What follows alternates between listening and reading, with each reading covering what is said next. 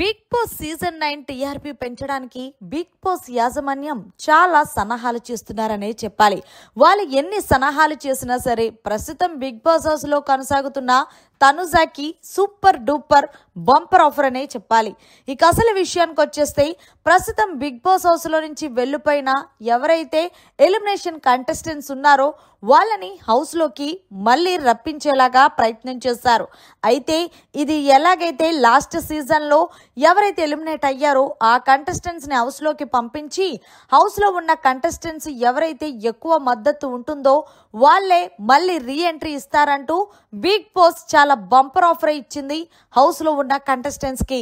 ఇక ఇందులో భాగంగా ఇది తనుజాకి బంపర్ ఆఫర్ అని చెప్పాలి.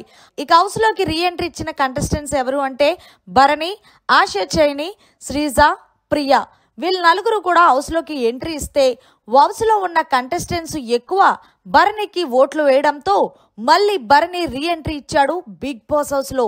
దీంతో తనుజ ఆనందానికి అవధులు లేవనే చెప్పాలి.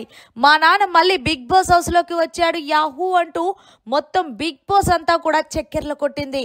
ఏది ఏమైనప్పటికీ నిజంగా తనుజాకి బంపర్ ఆఫర్ ఇచ్చిన బిగ్ బాస్ పై అలాగే నాగార్జున పై మీ అభిప్రాయాన్ని కమెంట్ చేయండి. మరిన్ని లేటెస్ట్ లైవ్ అప్డేట్స్ కోసం చూస్తూనే ఉండండి మీడియా కార్నర్.